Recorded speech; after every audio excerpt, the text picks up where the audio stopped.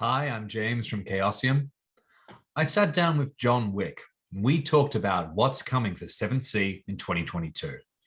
I'm going to jump across to that interview in just a moment, but first, remember to subscribe to the Chaosium YouTube channel. It helps us out and it lets us make more content like this. Thanks. Well, the Cities of Faith and Wonder is nearly finished. We're waiting on 3 pieces of art. Literally, that's what we're waiting for, is 3 pieces of art. The backers have the PDF, and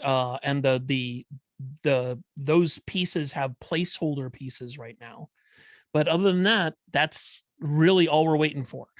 As for Land of a Thousand Nations, which is previously known as the Colonies, the writing is about 99% done. And of course, that last 10% is the hardest part. It's getting the details right and adding.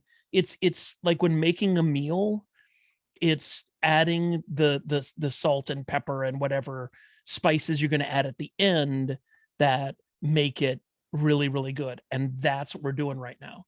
What happens is when you create a setting, and I've got a lot of experience with that, you do all of the basics up front, right? It's like if you're like I said, if you're cooking, right, you do all of the prep, you do all the basics, you do all the things, you make sure you have all your bases covered, and then you start putting it together, and at the last minute, that's when all the really good stuff shows up, because you're so familiar with the setting itself that all those details that make it so delicious and you read through the book and you go, oh, I want to play that, right?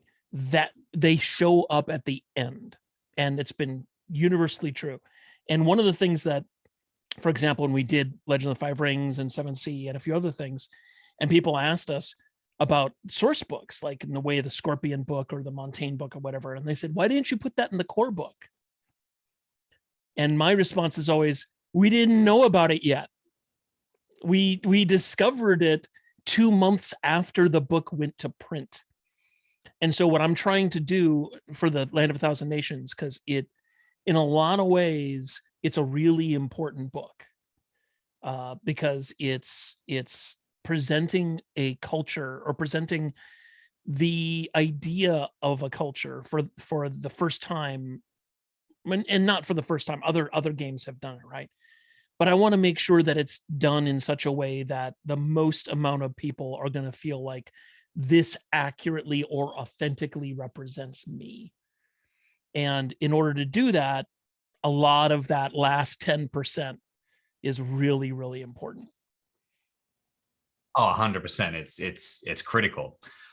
I'd like to ask you about what you're most excited about that's coming in 2022. Is there a highlight for you that is on the horizon? The Land of a Thousand Nations book is one of them. However, I'm also doing work on the 7th Sea starter set, much like the Call of Cthulhu starter set, the Rune Quest starter set. We're going to be doing a 7th Sea starter set. And doing that, working with Mike Curry, and I really wanted it to be something I want it to be a starter set not quite like other starter sets, mainly because 7th Sea is a game that's not quite like other role-playing games. And I've recently become really obsessed with tangible items, in world artifacts. As a Chaosium fan, collecting Call of Cthulhu box sets like the Masks of Nyarlathotep and Orient Express and all the rest of them, right? They all came with handouts and things and props that you could put in the player's hands. Instead of saying, oh, you find this letter under the desk, you actually hand them the letter and say, this is what was under the desk. There is something really magical about being a GM and handing a player a prop and watching their eyes light up as they take it in their hands. And we've been working really hard on finding ways of doing that with the 7th Sea starter set, of making tangible in-game artifacts that you can hand to players, and also figuring out the best way to introduce new players to 7th Sea, and also to present a product that existing players are also going to want to get their hands on. And that's been our goal for the starter set. We talked about how this, love of physical artifacts has kind of been more of a recent exploration for you.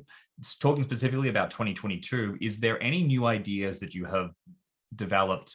Physical artifacts might be one of them, or any new ways of thinking about the work that you're creating that you are bringing forward into 2022? Any exciting new perspectives that you think you've uncovered? Well, yeah, the physical artifacts has been something that's been with me for a long time. It's just been recently rejuvenated in me, mainly by the Mysterious Package Company and the HP Lovecraft Historical Society, who are doing amazing, amazing prop work, like and things like that.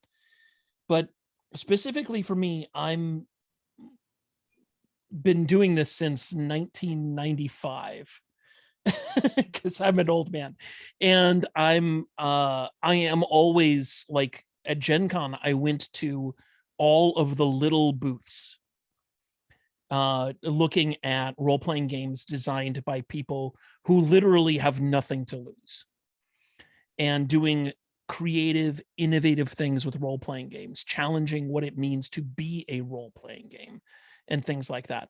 I mean, WotC or Hasbro, as the case may be, makes a press statement about how not all orcs are evil, and then they hide behind a wall because they know exactly what's going to happen, right? Whenever they take even the most incremental step away from a sacred cow, away from a D&D sacred cow, there is a huge uproar. But these little companies, like I said, have nothing to lose. And so that's where I go to look at, okay, what are people doing new with role-playing games?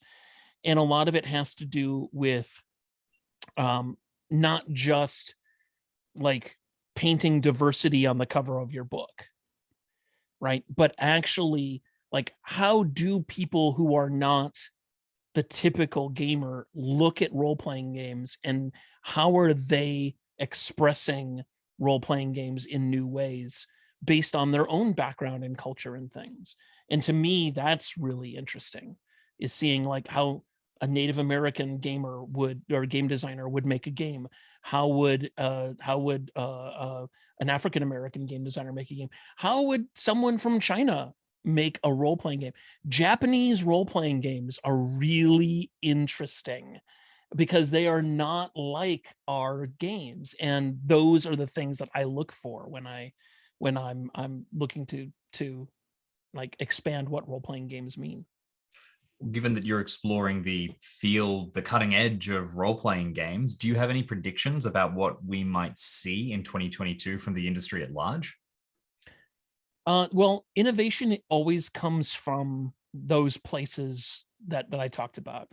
Innovation seldom comes from big companies, and I think that what I think that if I think role-playing games are evolving more away from uh, tactical combat simulations and more towards storytelling games. Now, that's not really a prediction. That's kind of been, as a matter of fact, it was happening in the 1990s, and games like Vampire and games like Over the Edge and games like all of these different games were like moving role-playing games toward a storytelling device, a group storytelling device. And then D&D 3rd edition came out and put a death to all of that, just killed it, and turned it into playing Diablo on a tabletop. But since then, recently, younger gamers are coming into the field or coming into the industry without the baggage that we all carried. And they're doing things like asking, and one of the things I do when my game design seminars is I try to ask really provocative questions like, can characters die in your game? And people are like, well, of course. I'm like, why? Why is that important that characters die in your game? Can players choose when their characters die? Well, no, that you know, dice have to take your character away. Okay, why? Well, it's not fun if it's okay. Whenever you say it's not fun, you have to add to me at the end of it. It's not fun for me or to me, you know, it's not fun for me if the blah blah blah. That's fine. You can play your game that way. But I have a 9-year-old. I mean, I do not have a 9-year-old. I don't have any kids, but I've got a group of 9-year-old kids who are playing a role-playing game where death is not even like it's not even in the index. Like, why should it be? If you're playing the My Little Pony role-playing game, which exists, right? If you're playing the My Little Pony role-playing game, death doesn't come up. It never comes up. If you're playing the G.I. Joe role-playing game, like based on the 80s cartoon, death never comes up. No one ever gets shot in the G.I. Joe role-playing game. So, I mean, I think that the next generation of gamers is both asking a lot of really interesting questions.